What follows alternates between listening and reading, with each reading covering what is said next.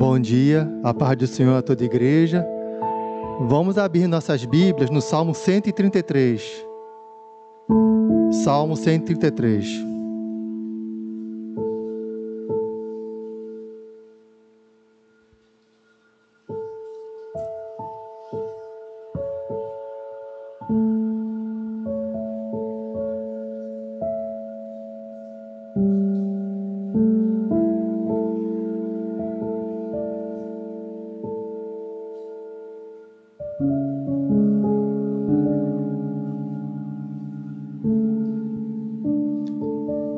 Salmo 133.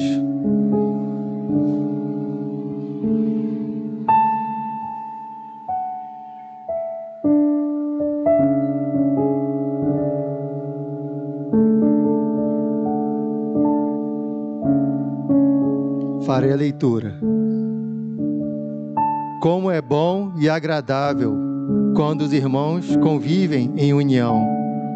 É como óleo precioso derramado sobre a cabeça, que desce pela barba, a barba de Arão, até a gola das suas vestes. É como o orvalho do Hermon, que quando desce sobre os montes de Sião, ali o Senhor concede a bênção da vida para sempre. Pai amado, Pai querido, vivemos tempos difíceis, ó Pai, onde muitos, ó Deus, estão se perdidos, ó Pai, mas queremos ser uma igreja avivada pelo Teu Espírito Santo, Senhor. Nos aviva nessa manhã, Pai. Transforma nossas vidas, Pai. Senhor, que possamos, ó Pai, ser verdadeiramente unidos, ó Pai, no Teu Espírito Santo, Senhor. Que possamos ser uma igreja forte, ó Pai, na Tua presença, Pai. Nos abençoa com a Tua palavra, Senhor. Confirma a Tua palavra em nossos corações e nossas mentes, Pai. É o que te pedimos, no nome santo do Senhor Jesus Cristo. Amém. Poder assentar? Como é bom e agradável quando os irmãos convivem em união. As pessoas podem estar no mesmo lugar e não estarem unidas. Pode ter aquele grupo, todo mundo junto, mas não está unido. Um exemplo disso é local de trabalho.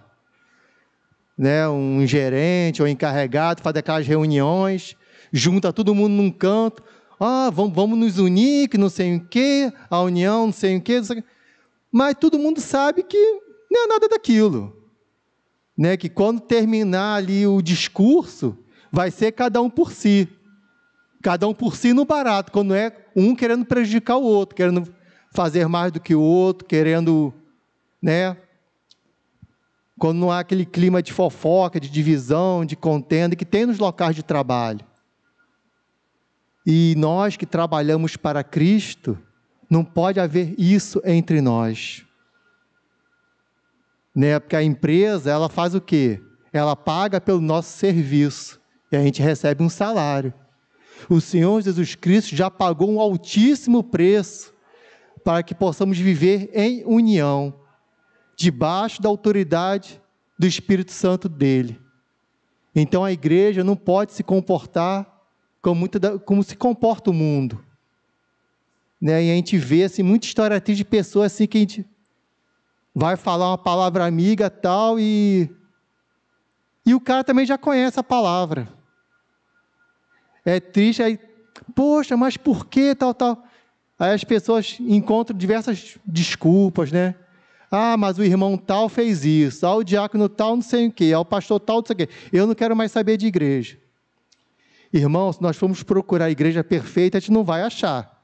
Porque todas são formadas por quê? Por seres humanos. E seres humanos são falhos. A gente não é perfeito. E aqui, um estudo que o nosso bispo trouxe, ele fez aqui uma definição do que é a igreja. O que é uma igreja? A igreja é um lar cujo firme fundamento é a palavra de Deus. E sobre esse fundamento, a palavra de Deus, está afirmada a união da igreja. Esta família da fé nada mais é do que a comunhão dos discípulos de Jesus. Qual o fundamento da igreja? É a palavra de Deus. E quando a igreja está firmada na palavra de Deus, né, toda desunião, tudo aquilo que não procede de Deus, tem que sair fora. Não pode haver no meio da igreja. Né, porque nós somos a família da fé. Por mais que nós oremos pelos nossos familiares biológicos, nós não vamos fazer a nossa parte, mas nós não sabemos quem vai aceitar Cristo ou não. A nossa família da fé é a família que é herdeira em Cristo Jesus, que vai estar conosco para sempre nos céus. Não é verdade? É por nós, independente de cor de pele, de DNA, de grupo sanguíneo, o Senhor Jesus Cristo morreu por cada um de nós, por essa igreja, por outras, né, pelas igrejas. Então, nós somos uma família da fé, a que vai ser eterna. A nossa família biológica, né, daqueles que não aceitarem, eu sei que é muito difícil falar isso, mas, né, os biológicos, os que não aceitarem, vão ficar, né, não vão herdar o reino dos céus. E essa família aqui nós temos que amar. Né, outra definição também, a igreja não é um local de entretenimento para nos divertir, passar o tempo. Não é. Né, muitas das vezes a igreja procura encher, às vezes a igreja quer encher, né? E muitas das vezes se esquece que a igreja não é um local de entretenimento para nos divertir, passar o tempo. Aqui é para nós adorarmos ao Senhor. Aqui é para nós meditarmos na sua palavra. Quer ela nos agrade ou não. Aqui é para meditar na palavra e viver a palavra. É a igreja. A igreja não é self-service espiritual. O que é que tu faz no self-service? Tu escolhe o que você quer, não é isso? Tu vai no self-service, hoje eu quero comer frango, quero comer batata, você escolhe o que você quer. Igreja não é self-service. Deus é que sabe o que é melhor para cada um de nós. Ele é que nos dá o alimento da vida, de acordo com a vontade dEle. E muitas das vezes a igreja tenta encher, tipo assim, prometendo carro, prometendo casa, prometendo saúde, prometendo... E a gente vê que a igreja não é isso, não é self-service, que você paga e escolhe o que você quer na hora que você quer. É Deus que sabe o que é melhor para cada um de nós. Nós temos que ter essa definição do que é a igreja. A igreja não é uma prestadora de serviços. Igreja não é prestadora de serviços. Onde que a pessoa procura uma igreja... eu quero uma promoção no meu trabalho, aí não consegue, e vou trocar de igreja, porque essa igreja é fraca, né? Ela não me prestou esse serviço. Igreja não é prestadora de serviço, porque na prestadora de serviço eu não estou gostando de um determinado serviço, o que você faz? Você troca, não é isso? É seu direito, você está pagando, você troca, né? Você vai para uma melhor, para uma que te convenha. Mas a igreja não é prestadora de serviço. Jesus Cristo não está aqui para prestar serviço para nós. Nós é que prestamos serviço para o reino de Deus. Não que Deus precise, mas é para o nosso próprio bem. É para o nosso próprio bem. E as pessoas vivem trocando de igreja como quem troca de prestadora de serviço. O diácono tal falou uma coisa que eu não gostei. Eu fui lá, fiz a campanha de não sei o que, não recebi resposta. Não sei o que, não sei o que.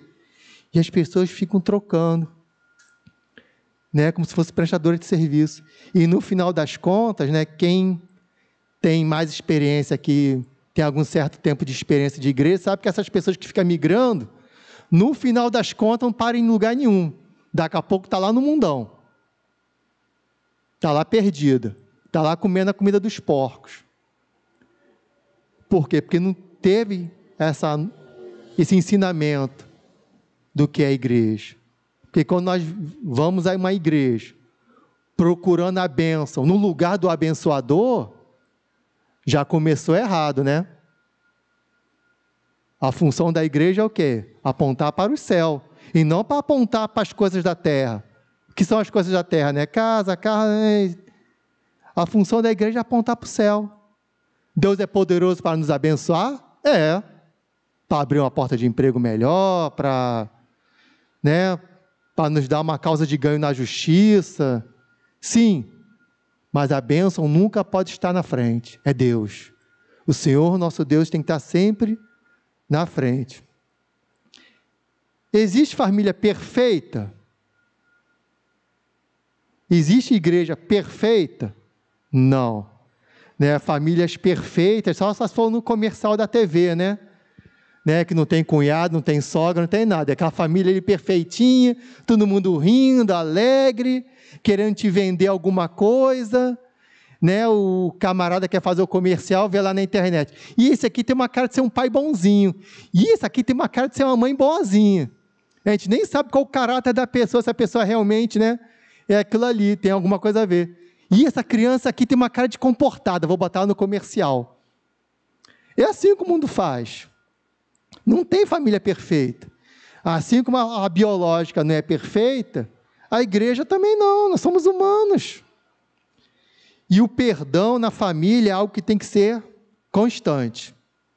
O perdão na família secular, no perdão da família da fé, porque as igrejas têm perdido muitas pessoas, muitas, simplesmente por causa da falta de perdão. A gente, às vezes, evangeliza alguém, a gente vê assim, que a raiz da pessoa está fora, o início ali foi a falta de perdão, e muitas vezes tu olha assim, tu analisa, é algo, nossa, é uma coisa mínima, uma coisa assim boba, sabe, que as pessoas, e às vezes o irmão, na falta de sabedoria, joga mais lenha na fogueira. Função de irmão é apagar o fogo, jogar mais lenha ainda. E como nós vimos no Salmo 1, como é bom e agradável viverem unidos os irmãos. União não é estar no mesmo lugar. União é estar conectado com o Espírito Santo e realmente estar em união. Conectados com o Espírito Santo de Deus. União é comunhão, é objetivos comuns. Qual o objetivo comum das igrejas? O principal, apontar para o céu, para a salvação em Cristo Jesus. E as pessoas saem das igrejas, vou caminhar sozinho. Tem como não? A gente conversa com a pessoa, não, mas Deus é comigo, eu não preciso de igreja não. A gente olha assim, ou escuta cada resposta, mas vamos ver o que está aqui. Só anota aí, irmão, vou ler aqui Eclesiastes 4:10, anota aí, Eclesiastes 4:10. Se um cair, o amigo pode ajudá-lo a levantar-se, mas pobre do homem que cai e não tem quem o ajude a levantar-se. Por isso que a igreja tem que estar unida. Se um cair, o amigo, o irmão, ele ajuda a levantar. Mas o que muitas vezes a gente vê na igreja, um cai, o irmão, caiu porque está em pecado, por causa disso, larga ele. Pode até ser, irmão, pode até ter caído por causa de pecado, mas quem somos nós para julgar? Se Jesus nos julgasse de acordo com como nós merecemos, não estaríamos aqui. Então a igreja tem que parar de julgar, tem que deixar Deus julgar. A nossa missão é o quê? Levantar os caídos, e não largar os caídos pelo meio do caminho. Os animais selvagens é que fazem isso. O leão vem para devorar, ruge, espanta, começa todo mundo a fugir, e aqueles que estão fracos ficam para trás e são estraçalhados. E a igreja tem que... eu fico às vezes abismado, que a gente vê cada história assim, A gente vai evangelizar um motorista do caminhão, alguém assim, quando alguém começa a reclamar, é a deixa, de você jogar semente. E a gente vê cada coisa assim que muitas vezes a igreja mesmo feriu a pessoa e largou ela no meio do caminho e foi. Continuou e aquela vida ficou lá para trás, para ser literalmente estraçalhada pelo inimigo. Que possamos em Cristo Jesus ser uma igreja verdadeiramente unida. Que não venhamos a fazer número na igreja. Eu fiz ficha de membro, eu faço parte da igreja tal, do grupo tal. Irmão, que possamos realmente estar unidos em Cristo Jesus. Que realmente possamos dar liberdade ao Espírito Santo de Deus para realmente nos unir. Que possamos ajudar uns aos outros. Um caiu, vamos julgar não, vamos levantar. Por mais que nós achemos que não merece, quem somos nós para julgar? Vamos levantar. Porque a desunião, ela é maligna, ela é perversa. A desunião não procede de Deus. O próprio Senhor Jesus Cristo faz advertência sobre isso. Anota aí, vou ler Mateus 12, 25. Anota aí, Mateus 12, 25. Todo o reino dividido contra si mesmo será arruinado, e toda a cidade ou casa dividida contra si mesma não subsistirá. Porque nós temos visto tanta igreja, muitas vezes, fechando as portas. Igrejas que, muitas vezes, quando a gente vai pesquisar a fundo, a gente vê que é um ministério rebelde, né? Que alguém não gostou de não sei o quê, juntou uma meia dúzia de rebeldes, saiu da igreja principal, abriu uma igreja assim, numa garagem, aí daqui a pouco, não passa nem um ano e aquela garagem está fechada. Aí quando tu vai ver mais a fundo, aquele povo que saiu, não foi nem procurar outra igreja, a maioria está tudo no mundo. Por quê? Se aborreceu com pessoas, talvez até tinham talvez até, vou dizer até que tinham razão, que foram feridos, foram machucados, vamos dizer que tinham razão. Irmãos, nós somos humanos, somos falhos, somos imperfeitos. Nós temos que continuar nos perdoando uns aos outros, constantemente. O diácono, o obreiro me magoou, falou isso. Somos humanos. Do mesmo jeito, nós temos que orar uns pelos outros. Ninguém é melhor do que ninguém, temos que orar e interceder uns pelos outros. Isso que é família da fé. Isso que é união. E Deus repreende as divisões e contendas. Ele não só deu o aviso, lá em Mateus, como também repreende as divisões e contendas. Anota aí, 1 Coríntios 1, 10. Anota aí, 1 Coríntios 1, 10. Rogo-vos, porém, irmãos, pelo nome do Senhor Jesus Cristo, que digais todos a mesma coisa, e que não haja entre vós divisões. Em algumas versões está assim, e que não haja entre vós contendas, para que sejais unidos no mesmo sentido e no mesmo parecer. Nós temos que estar unidos. Contenda, divisão, ela não agrada ao Espírito Santo de Deus. Por isso que a gente vê tantas pessoas afastadas. Tu for analisar, não houve perdão, ou da parte da própria pessoa, ou da parte da pessoa que ficou na igreja, ou das duas partes. De um jeito ou de outro faltou o perdão, e esse perdão não pode faltar entre nós. Para a família secular e a da fé se manter unida, é necessário perdão. Marcos, anota aí, Marcos 11, 25. Marcos 11, 25. E quando estiverdes orando, se tendes alguma coisa contra alguém, perdoai, para que vosso Pai, que está no céu, vos perdoe as vossas ofensas. O texto é bem claro. Está falando que quem está orando tem algum erro, e que a pessoa que te magoou, também tem o seu erro. Mas o que a palavra nos diz? Perdoai. Imagine você estar orando, você não perdoa, Deus vai ouvir essa oração, né, de maneira agradável? Né, sim, o texto não precisa nem de pregação, ele já está falando por si próprio, né? Ele é bem simples. E é seríssimo.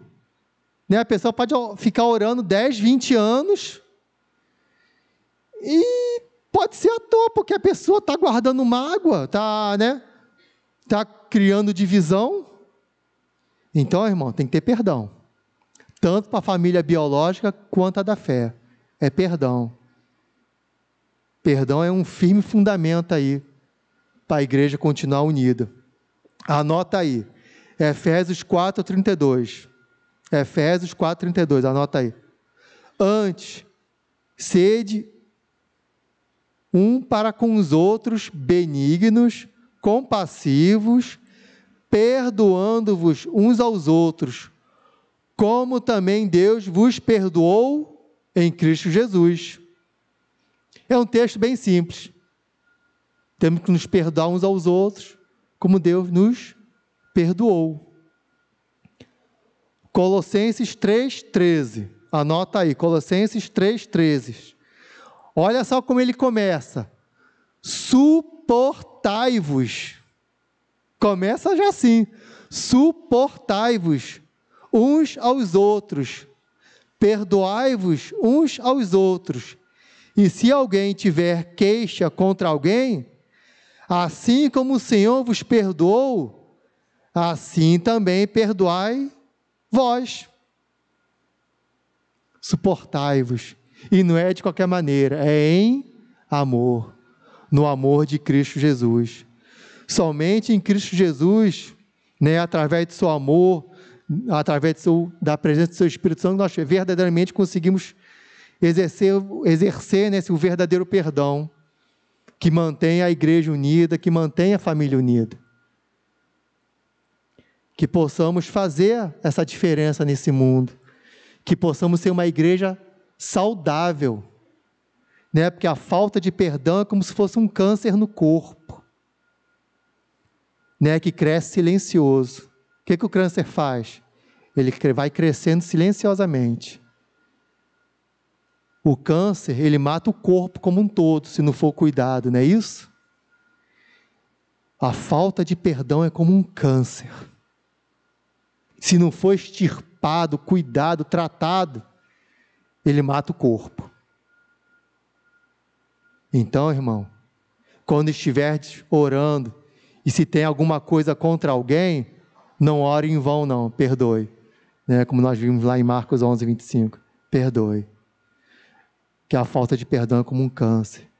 Ele muitas das vezes é silencioso, mas vai matando o corpo. E eu separei, né, pesquisando, orando, separei 3 exemplos de família aqui, de irmãos. A primeira família aqui seria a de Jacó e Esaú. 2 irmãos, né, que eram gêmeos, né?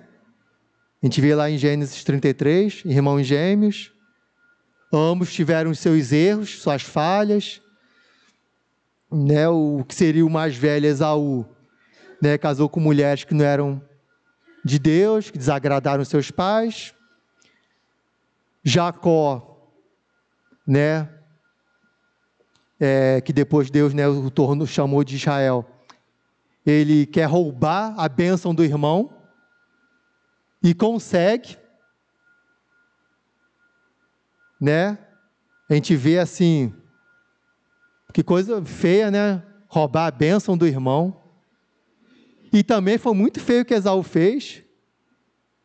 Vender e entregar a bênção do pai para outro. Né? A gente vê que é uma sequência de erros. E depois Esaú não perdoou, não. A intenção de Esaú era matar Jacó. Por isso Jacó foge. Jacó roubou, mentiu e não usufruiu daquilo que Isaac deixou, que ele fugiu. Não adiantou nada. Então, irmão, se mantenha na presença de Deus, irmão. Não tenta... O que é seu, Deus vai te entregar em suas mãos. Foi assim com Jacó, né? Que Deus depois mudou para Israel, depois que teve um encontro com Deus, né, o nome dele foi mudado. Que possamos ter esse encontro com Deus. Que quando nós temos realmente esse encontro com Deus, o câncer da falta de perdão ele não cresce, ele já é extirpado de cara. Sai. E o que Esaú e Jacó fizeram? Só anota aí Gênesis 33:4. Anota aí Gênesis 33:4. Eles se reencontraram, se abraçaram e choraram. Depois de tudo isso, né, de um roubar a bênção do outro querer matar o outro, o tempo passou, e Deus, no mover dele, né, fez as coisas, né, você lendo, quem já fez a jornada de leitura bíblica viu, né, que Deus fez as coisas de tal maneira que fez com que eles se encontrassem. Esaú saiu do quadrado, né, da onde ele estava para se encontrar com seu irmão, e Jacó saiu da onde ele estava para se encontrar com seu irmão. E é isso como igreja que nós temos que fazer. Temos que sair do quadrado para realmente nos encontrar com nossos irmãos. Por mais que o nosso irmão tenha assim, nossa irmã tenha nos magoado, nos, né, falado alguma coisa que nos desagradou, né? Por mais que nós nos achemos certos, que possamos sair do quadrado. Quando os dois tiveram essa atitude e se encontraram no meio do caminho, o que aconteceu? Pela lógica humana, um tinha que dar facada no outro, né? Se fosse pela lógica do mundo, não, um tem que matar o outro, quem sobreviver vai herdar tudo e pronto. O que eles fazem? Eles se reencontram, se abraçam e choram. Que possamos, na presença do Senhor, chorar, pedir perdão. Senhor, se eu não perdoei, perdão. Se eu magoei alguém, perdão. Que possamos ter esse encontro com o Espírito Santo de Deus. Que possamos permitir que o Espírito Santo de Deus mude a história. O nome de Jacó foi mudado para Israel quando ele realmente teve um encontro com Deus. Quando ele realmente se encontrou com Deus, ele já tinha ouvido falar em Deus. Esaú e Jacó, né, com certeza. Isaac ensinou, Deus é isso, isso, isso, isso, isso. Eles sabiam. Mas um entregou a bênção, o outro vendeu a bênção, né, e teve toda a sequência de erros, toda. Né, e temos que buscar essa paz. Temos que buscar essa presença do Espírito Santo de Deus. Sair do quadrado. O perdão na família, né, na igreja, tem que ser vivido, praticado. Né, eu separei um outro exemplo aqui de irmãos. No caso de Esaú e Jacó, os dois erraram, né? Mas e quando só um lado sofre a injustiça? Quando a gente vê, poxa, aquele lado ali não fez nada demais. O outro lado é que errou, que pecou. Né? José e seus irmãos no Egito. Né? E José no Egito, né? Gênesis 37, só anota aí. Né, a história é bem conhecida. O que os irmãos de José fizeram com inveja dele? Porque José não falou nenhuma mentira, ele não enganou ninguém. Ele revelou aos seus irmãos o que o Espírito Santo já tinha revelado a ele.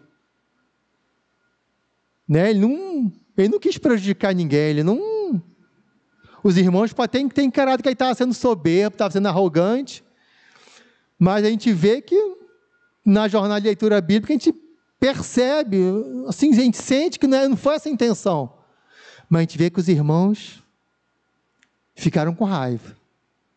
O que os irmãos fazem? Joga ali no poço. Né? E alguns ainda tramaram matar ele. Um outro tentando livrar, não, vamos vender ele como escravo então, né, para ver se a gente ganha alguma coisa, tal. E na mente para o pai, né, mostra uma túnica suja lá. José foi vendido pelos seus irmãos, né, para ser escravo. Nossa, será que algo assim daria para ser perdoado?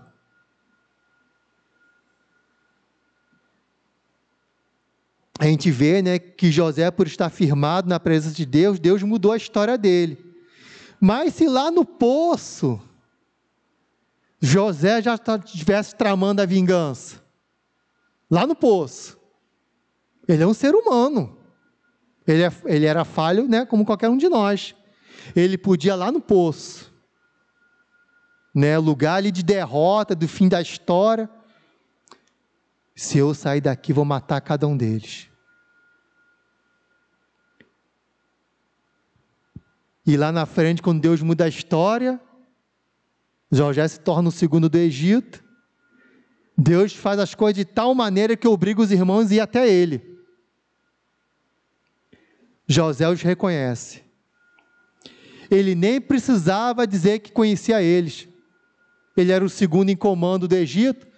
Mata esse pessoal aí quando fica a cara deles. Mata eles. Extermina todos eles. A gente vê ali que José, ele meio que, a gente vê na jornada de leitura ali que ele meio, parece que ele fica meio dividido. Se a dar a conhecer a seus irmãos ou não, ele fica naquele vai e não vai ali. Mas o que de cara ele poderia fazer é ter matado todo mundo. E aos olhos do homem, muitos diriam, não está errado não. Está errado não. Porque José sofreu. José sofreu.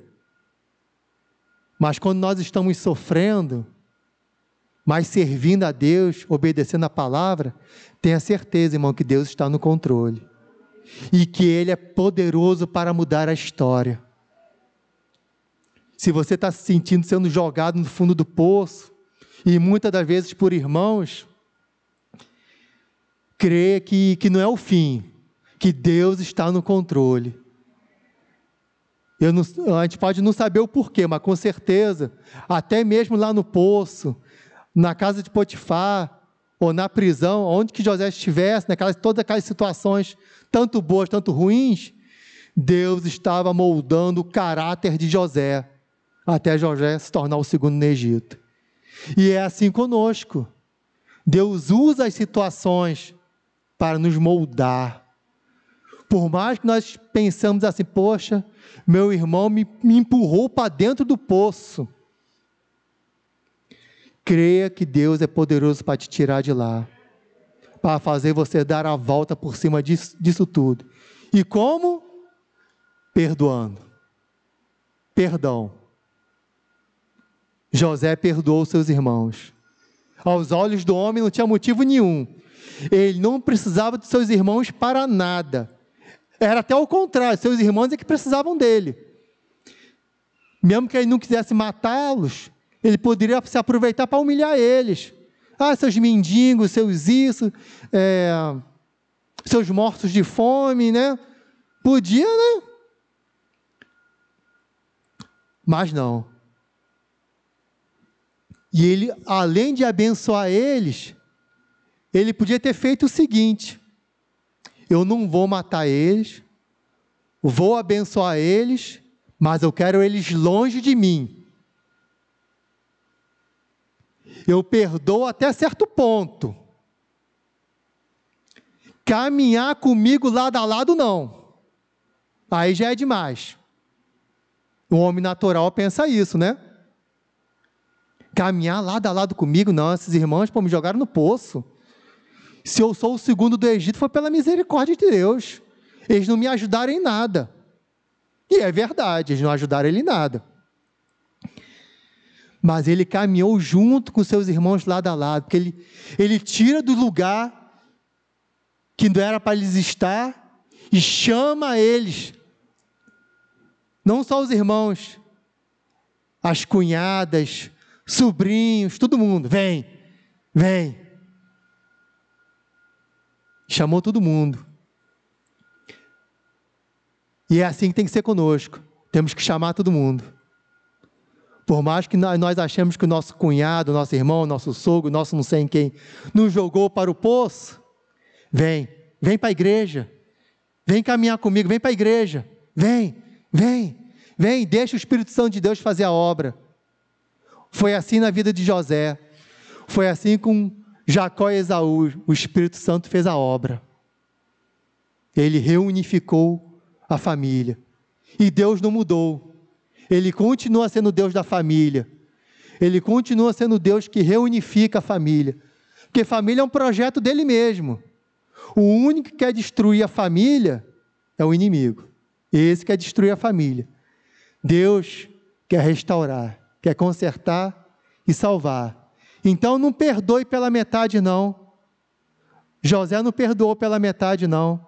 Ele chamou todo mundo, até as cunhadas, todo mundo, vem.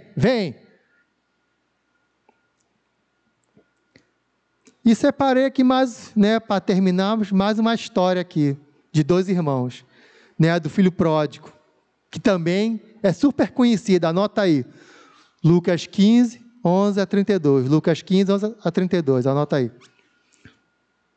É a história de uma família, que o irmão mais novo, ele olha para o mundo e pega a sua herança, desperdiça a sua herança, assim como fez Esaú, não fez pouco caso da sua herança, a herança do pai, e foi embora. Mas ele depois cai em si, se arrepende e volta para a casa do pai.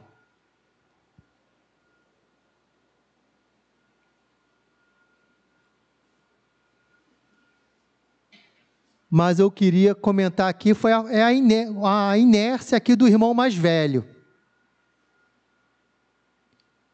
Qual a missão do irmão mais velho? O irmão mais velho, teoricamente, tem mais experiência com o pai. A gente vê aqui, nessa história aqui, que Jesus, ele fala aquilo ali, ele não bota ao contrário, que foi o filho mais velho que foi embora, ele bota que foi o filho mais novo. Por quê? O que a gente entende com isso? Que o mais novo tinha menos experiência com o pai.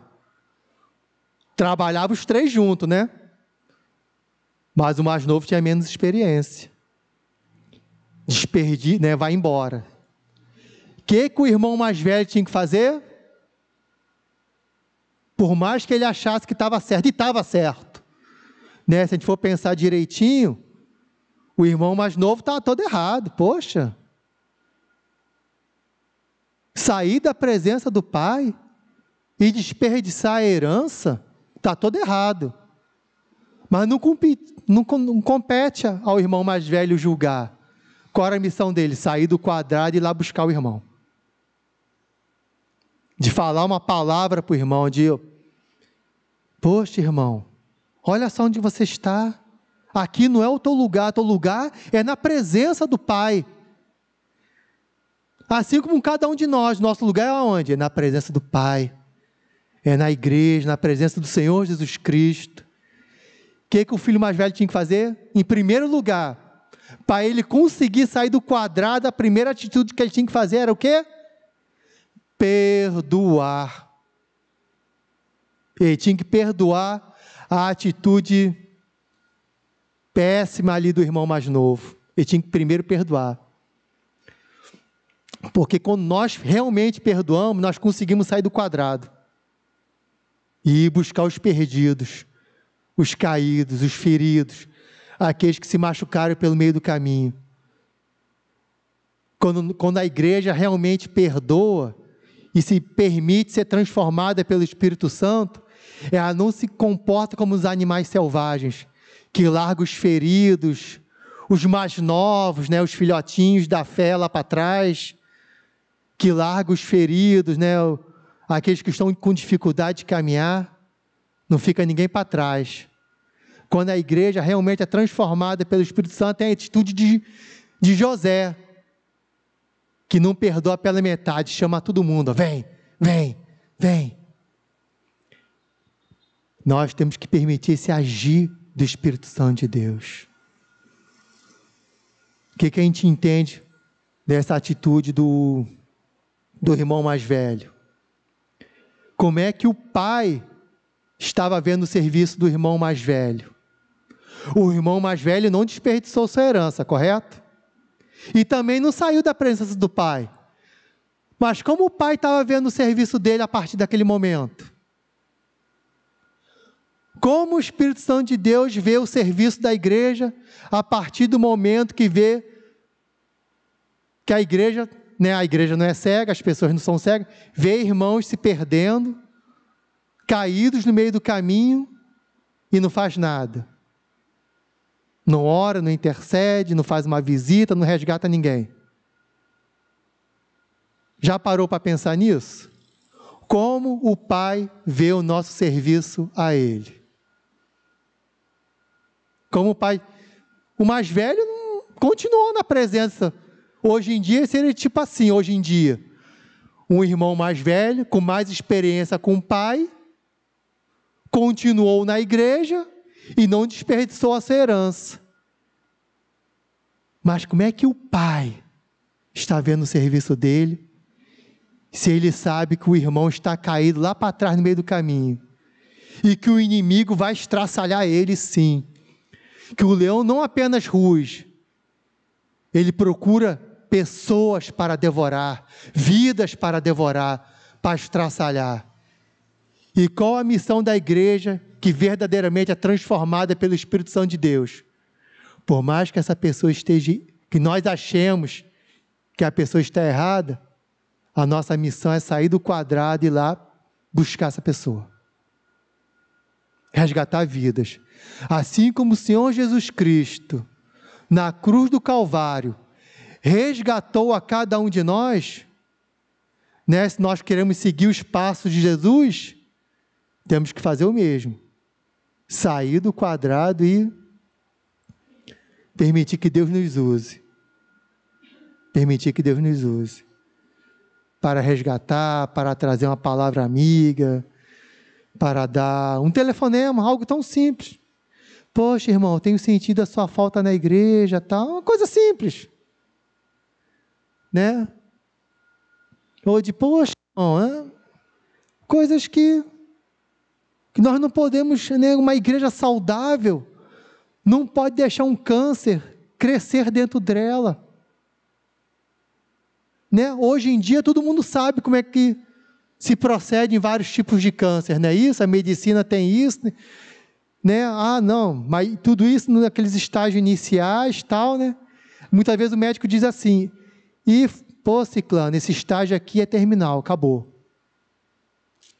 Mas para Deus nada é impossível.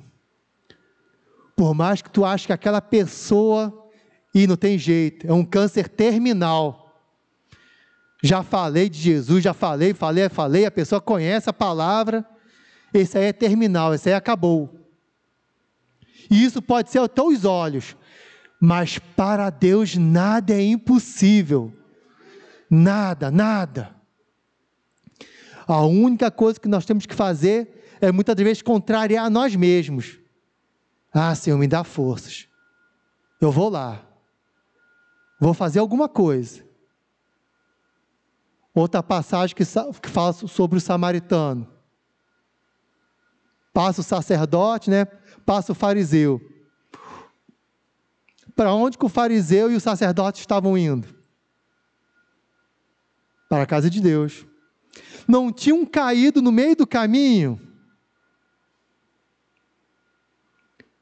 Quem foi que ajudou? Alguém que era desprezado pela igreja da época, né? O samaritano foi lá e pagou o preço para abençoar aquela vida. De quem, né? Na parábola, de quem Jesus, né? Que todo mundo reconhece, de quem Jesus se agrada? Do samaritano. Do que adiantou o levita ter preparado aquele louvor lindo? Do que adiantou o fariseu preparar aquela mensagem linda? Se ele vê, né, um familiar, um amigo querido, espiritualmente caído lá no meio do caminho, não faz nada. Como igreja, que possamos meditar nisso. Jesus tem se agradado de nós? Ou estamos tendo um comportamento de irmão mais velho? A gente está lá no nosso quadradinho, e o pastor me escalou para fazer isso e tal. E faz, amém, faz.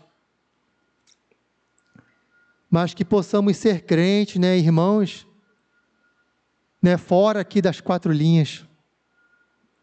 Que possamos permitir, né, que Deus nos use poderosamente. Né, porque Jesus veio resgatar os perdidos, não é isso?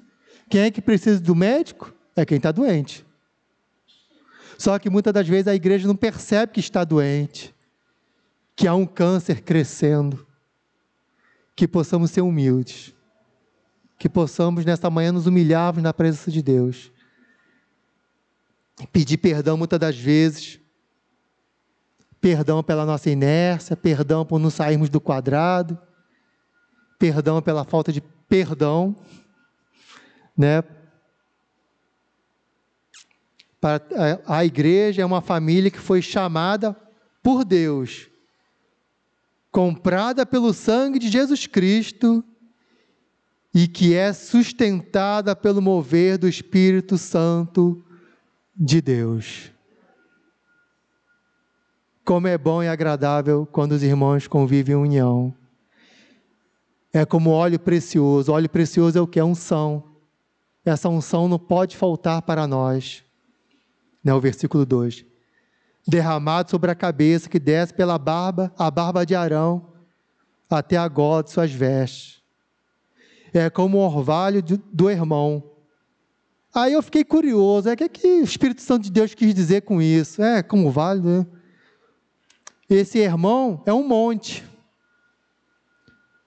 né? É um monte Hermon. E esse monte Hermon tem muito orvalho, né? É uma umidade, ele chega a ficar branco de tanta umidade. Aí você pesquisando vê que a umidade dele vai para o Monte Sião. É como o orvalho do Hermon, que quando desce sobre os montes de Sião, a bênção vem de cima para baixo. É assim Deus conosco. A bênção vem do alto para nós. Né, hoje em dia a gente lê esse texto, esse versículo, não entende muito bem. Na época todo mundo entendia, né? Que possamos entender isso. Que esse orvalho ele não pode faltar. E nunca irá faltar porque vem de cima. Vem do Senhor. Depende só de nós receber esse orvalho. Quando desce sobre os montes de Sião, né, o orvalho no deserto ele gera vida, né? O deserto ele não tem água, mas aquele orvalho gerava vida. A igreja pode passar pelo deserto que for, enquanto houver o orvalho que desce do alto, vai continuar viva, vai continuar de pé. É como o orvalho do irmão, quando desce sobre os montes de Sião. Ali, o Senhor concede a bênção da vida para sempre. Ali, o Senhor concede a bênção a um lugar específico. A gente já entende isso, né? Ali, a um lugar específico. Onde que o Senhor abençoa o seu povo? É na presença dEle. Não é isso? E a presença do Senhor está conosco. Conosco. Pode ser o deserto que for. Tenha a certeza que o orvalho jamais irá faltar. Você pode achar que é o fim da história, que você está num poço sem fim, que os seus irmãos te venderam para o Egito, que o seu irmão roubou a sua bênção. Ou, né, você pode achar muitas coisas, mas enquanto o orvalho de Deus estiver gerando vida em seu coração, você não vai cair, você vai se manter de pé. É assim com a igreja vai se manter de pé, enquanto continuar dependente desse orvalho, né, que desce da presença de Deus. Vamos orar, vamos agradecer a mensagem.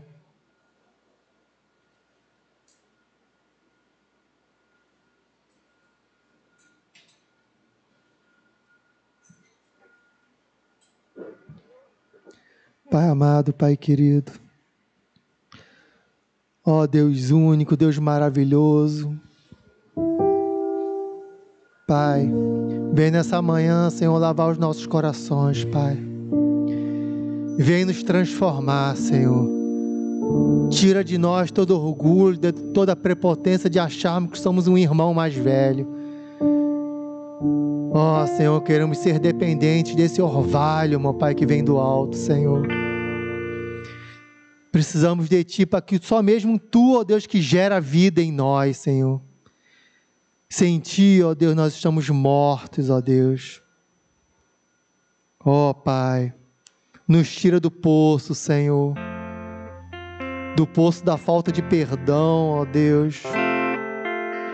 Se há um câncer crescendo, ó Pai, da falta de perdão em nós, Senhor, tira ele de nós, Senhor. Tu és o médico dos médicos, Senhor dos senhores. Lava-nos, ó Deus. A Tua igreja se humilha de diante de Ti, Senhor, porque queremos viver em união, meu Pai. Não queremos apenas estar reunidos num local, Senhor, mas nós queremos que o Teu Espírito Santo verdadeiramente nos une, que o Teu Espírito Santo nos torne um em Cristo Jesus, Pai. Vem sobre nós, Pai. Nos dá forças, ó Deus, para perdoar aqueles que nos jogaram no poço, ó Pai, que nos empurraram para o poço, ó Deus. Nos dá forças para perdoar aqueles que roubaram a nossa herança, Pai. Se nós mesmos, ó Pai, vendemos a nossa herança, Pai, nos perdoa, Senhor. Perdoa, Senhor, e nos dá força para perdoar, Pai. Que sobre esse fundamento, ó Pai, que é a Tua palavra, Senhor, possamos continuar caminhando, Pai. Que possamos, ó Pai, continuarmos sendo avivados por Ti, Pai. Que esse orvalho que vem do alto jamais nos falte, Senhor. Precisamos de Ti, Pai. Nos humilhamos diante de Ti, Senhor. Nos perdoa, Senhor. Continua transformando as nossas vidas a cada dia, a cada manhã, a cada noite, Pai. Que o Teu amor, Senhor, que essa Tua graça maravilhosa, que esse perdão, ó Pai, jamais nos falte, Senhor. Te agradecemos pela Tua palavra, Senhor, no nome santo do Senhor Jesus Cristo. Amém. Glórias a Deus. Não pode